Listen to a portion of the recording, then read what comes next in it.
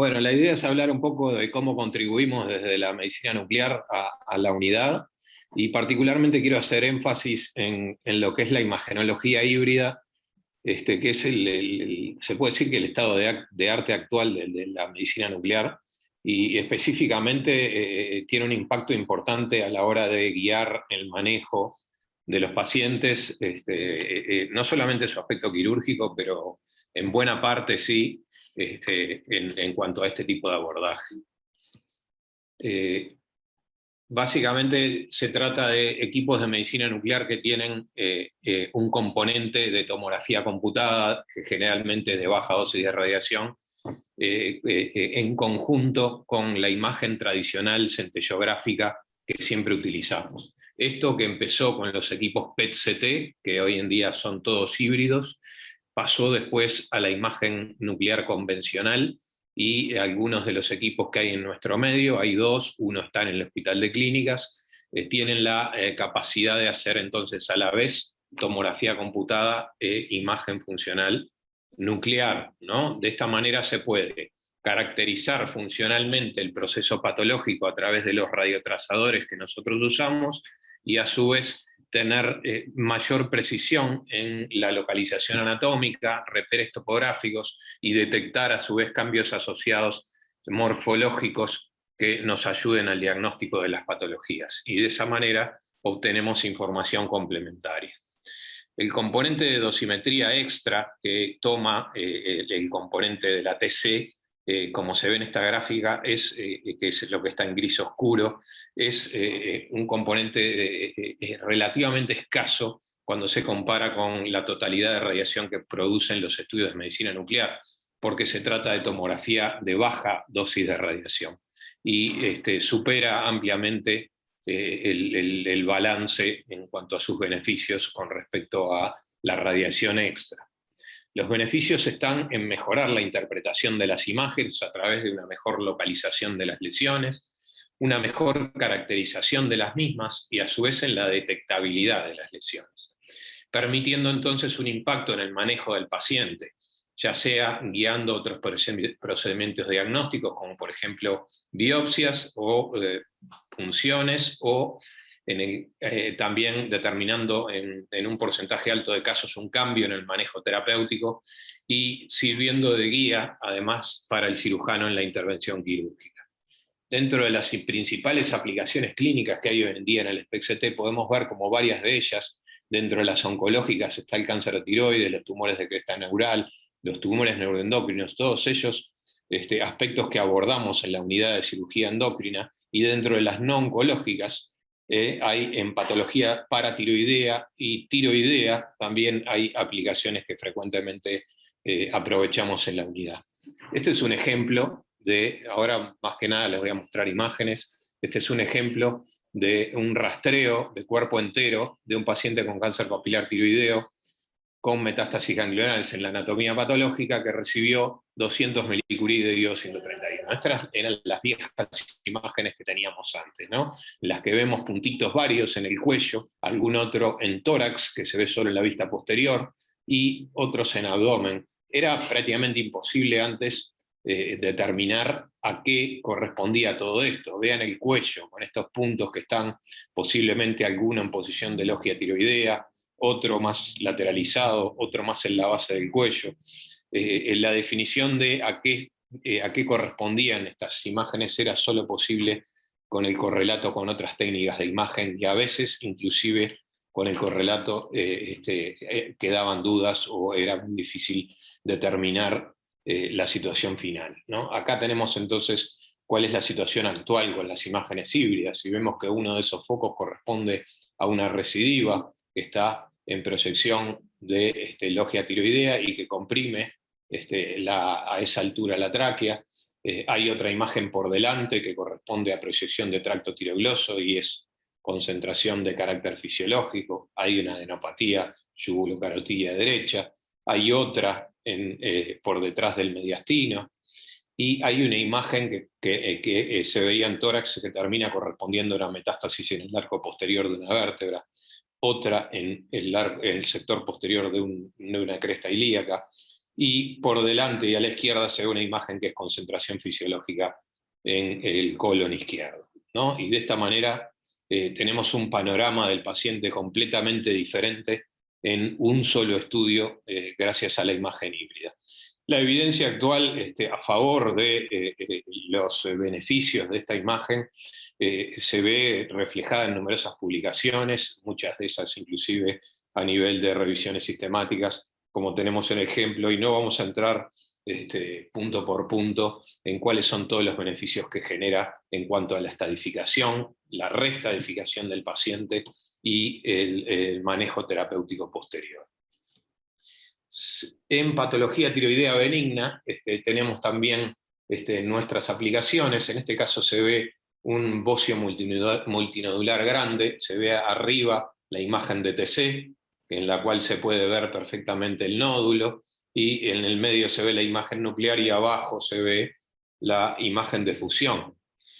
Lo que tenemos ahora entonces a disposición es el componente de tomografía computada que nos permite medir mucho mejor el volumen de la glándula tiroides, determinar si tiene o no un componente intratorácico, medir además el diámetro traqueal, a ver si hay o no compresión significativa, y de esa manera optar por la estrategia terapéutica más adecuada. En ocasiones, a su vez, la definición de la captación de los nódulos puede variar entre la imagen planar y la imagen tomográfica, como se ve en este ejemplo, o como se ve en este otro, en el cual un centellograma tiroideo con captación muy pobre termina en la imagen híbrida siendo un nódulo intratorácico hipercaptante voluminoso, ¿no? Este es un ejemplo extremo en un paciente que nos viene para cálculo de dosis y tiene un bocio multinodular tóxico con una cantidad de nódulos como se ven allí, pero no podemos sospechar a raíz de esa imagen lo que termina siendo el bocio gigantesco que tiene este paciente, ¿no? Vean cómo el bocio se extiende hacia el tórax y ocupa prácticamente más que el tercio superior del campo pulmonar derecho, comprimiendo además la tráquea, con calcificaciones múltiples centrales, y este paciente que venía por cálculo de dosis se va con una sugerencia de que su única posibilidad terapéutica es una intervención quirúrgica. De esa manera podemos no solamente definir mejor el tamaño glandular y nodular, sino detectar el componente intratorácico y su volumen, nuevos nódulos y definir su captación, valoración del componente traqueal, y de esa manera optimizar el tratamiento en cuanto al cálculo de dosis de radioiodo de acuerdo a esos hallazgos y a la necesidad o no de optar por un tratamiento quirúrgico en vez del tratamiento con radioiodo.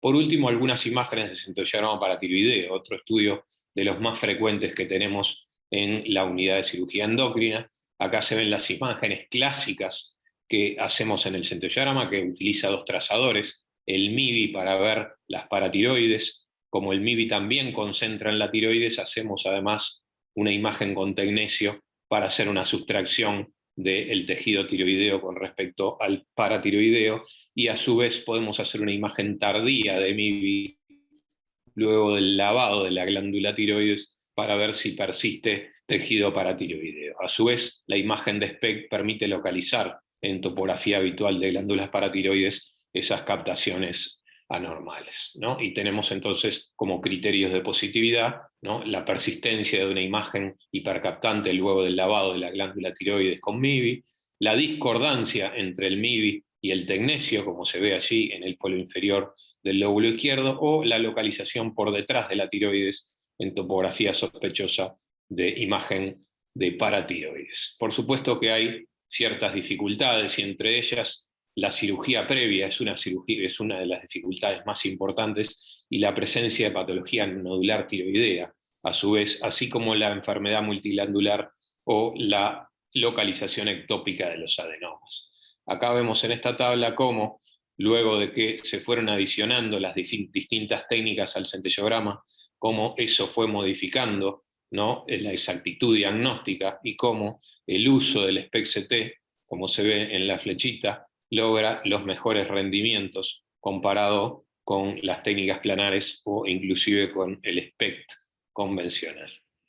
Y un metaanálisis que muestra cómo la sensibilidad, la capacidad de la tasa de detección basada en pacientes o basada en lesiones es alta, ¿no? Inclusive entre 85 a 90% cuando se cuenta con la técnica SPECT-CT. Acá les muestro 3 pacientes, ¿no? Arriba vemos imágenes precoces con MIBI de los 3 pacientes, en el medio vemos imágenes tardías con MIBI luego del lavado del parénquima tiroideo. En los 3 persiste una imagen compatible con adenoma paratiroideo que a su vez es discordante con el tejido tiroideo, como se ve en el centellograma con tecnecio en la imagen de abajo. Pero no solo importa detectarlo, importa también saber dónde está. Y acá es donde podemos guiar al cirujano para que la cirugía sea, en definitiva, exitosa con mayor probabilidad. Tenemos imágenes de SPECT del paciente 1, del 2 y del 3. Vemos como en los 3 casos la imagen está por detrás de la glándula tiroides, la imagen patológica. En el primero parece considerablemente más por detrás, en los otros 2 un poco más pegada al lóbulo tiroideo. Y cuando nos enfrentamos con la imagen híbrida, tenemos un panorama completamente diferente. En el primer caso, vemos que la imagen se localiza entre la tráquea y el esófago, que está prácticamente en el mediastino. Vemos que en el segundo, la imagen que parecía más pegada está bastante posterior y se localiza al lado del esófago. Y en el tercero, a pesar de que en el SPECT parecía una imagen en posición habitual, termina estando en posición retroesofágica. Eso puede hacer que en la cirugía exista o no éxito en la intervención. Y muchos de estos pacientes, debido a la localización ectópica de las glándulas, terminaban en un porcentaje considerable de casos en falla quirúrgica y necesidad de reintervención, que ahora en muchos casos puede obviarse gracias a la imagen híbrida. ¿Qué hacemos cuando no logramos localizar con el SPECT-CT? Bueno, tenemos técnicas de PET. En el país hay disponible PET con carbono 11-metionina, que ha demostrado una tasa de detección de entre 60 y 70% en aquellos casos en que el SPECT-CT no logra identificar la glándula responsable del hiperparatiroidismo. Por supuesto que es una técnica mucho más cara y la idea es que se reserve para aquellos casos en los que el SPECT-CT es inconcluyente.